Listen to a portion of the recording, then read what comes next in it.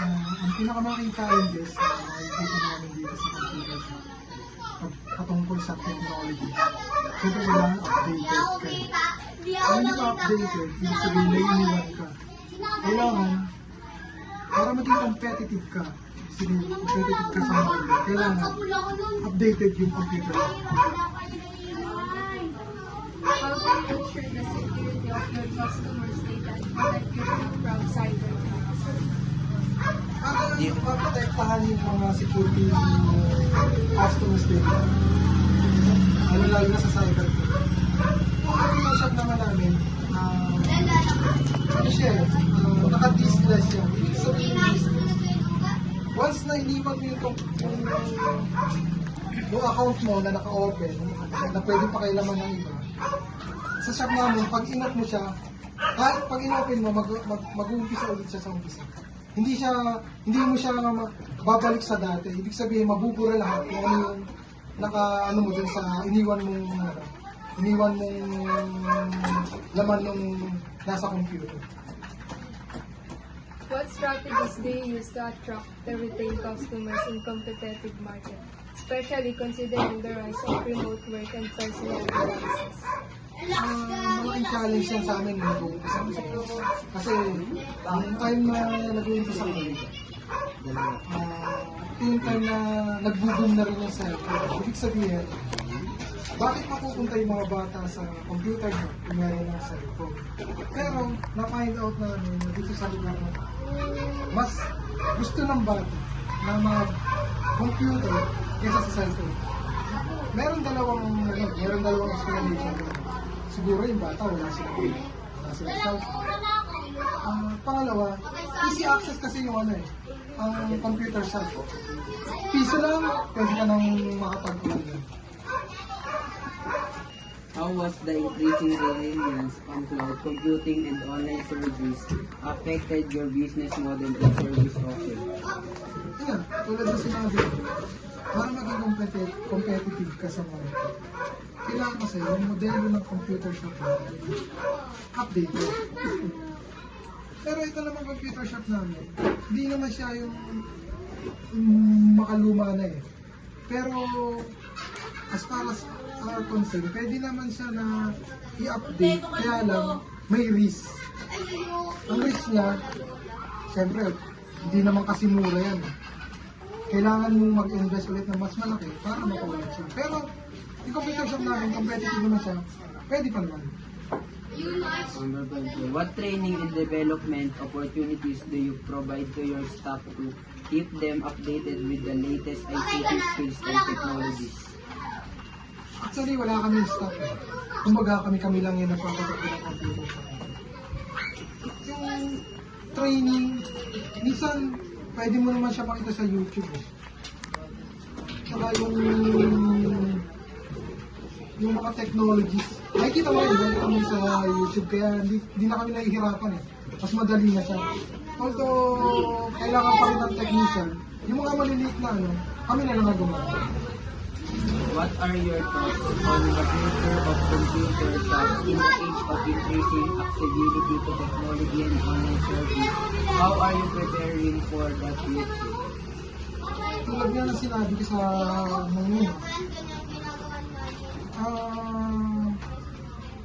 yung computer shop, kailangan talaga lagi siya naka-upgrade. Kasi kung hindi ka mag-upgrade, may iiwan ka ng technology. Yung mga maliliit na kami na lang gumagawa. What are your thoughts on the future of computer shops in the age of increasing accessibility to technology and online service? How are you preparing for that future? May ideya ka po ba tungkol sa PC scams? Kasi actually wala akong idea eh. Sinerge lang namin kanina sa kung ano yun. Pero phishing scams siguro dito sa amin, sa mga bata, hindi siya ginagamit kasi ang market namin ay mga bata. Ano yung mga bata? Ibig sabihin, mga elementary school lang yan. Mga high school. Mostly talaga mga bata sila. Kaya hindi pa sila masyadong dyan pagdating sa phishing scams. Kumuha ka po ba ng degree sa may kaugnayan sa ICT? Actually wala eh. Nagsimula kami ng business na to. yung brother ko ang merong kaalaman pagdating sa computer. At siya yung nag-setup ng lahat. Kami, bilang may-ari, natutunan lang namin kaunti-unti. Kumbaga, ano yan eh, araw-araw may natututunan ka na idea kung ano ito, kung paano ginagawa ito. Kaya para sa ano, wala kaming idea, pero at least natututo kami kung ano yung meron kami. Ano naman po yung gamit yung operating system? Operating system, pagkakalam ko dyan, diskless. Diskless kami. Ibig sabihin, yung diskless na yun, sa computer siya. Pero kasi hindi diskless. Mas madali siya kumpara sa hindi. Kasi yung diskless, pag inopen mo siya, meron siyang server, doon ka lang mag-update. Hindi katulad ng walang server, isa-isa mo siyang i-update. Eh kung marami yung computer mo, kakain siya ng oras, mas matagal. Hindi katulad nung, yun nga, may server na isa lang, doon ka lang mag-update, updated na siya. Para sa iyo po, ano tingin mo ang pinaka-the best type ng computer na maaaring gamitin ng mga bata? Siguro yung mga latest model na. Kasi bukod sa maganda, mabilis, easy access, napakadali niyang gamitin. Hope in the future magkaroon ko na yan. Follow-up questions po. What's your strategy for managing the rapid obsolescence of computer hardware? How do you balance the need for up-to-date equipment with the cost of frequent upgrades?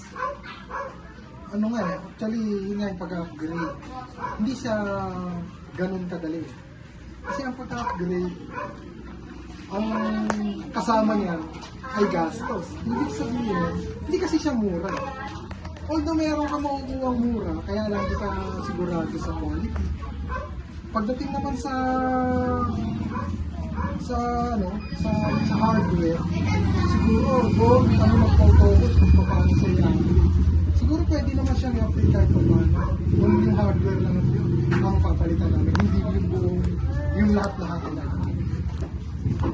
How do you handle troubleshooting complex hardware and software issues, especially when dealing with diverse operating systems and applications? What resources or training do you rely on? Tulad nga ng sinabi ko kanina, kami wala namang experience. Pag hindi namin alam, pag yung malalaking trouble na talaga, kailangan namin ng technician. Tumatawag kami ng technician kasi kailangan. Technician siya kasi nakakaalam na lahat. Kami, wala kaming experience. Pero yung maliliit na problem na, hindi na namin tinatawag ng technician. Kami na yung gumagawa. Kami na yung nagre-repair, ako na yung nagre-repair, at kami na rin ang nag-aayos. Kaya, hindi na namin kailangan ng technician. Kung malalaking problem na yun, kung malalaking troubleshoot na yun, kailangan namin ng technician. Bilang isang nagawa ko rin sa computer shop, masaya ka ba na ito ang naging katungkulan mo? Para sa akin, siguro, pwede ko sabihin na naging masaya rin. Naging masaya rin. Kasi ito na yung, ano namin, source of income namin. Hindi mo kailangan ng kalikuran o pagsawalang bahala. Kasi ito kasi yung bread and butter namin. Ibig sabihin, dito kami kumukuha ng pinangkabubuhay namin sa araw-araw. Sa kalahatan, masaya rin. First question po, ilang taon o buwan ka nang nag-ooperate ng computer shop? Ang computer shop namin, nagsimula na siya noong 2019. Ako na, ibig sabihin magpapalagay. Thank you.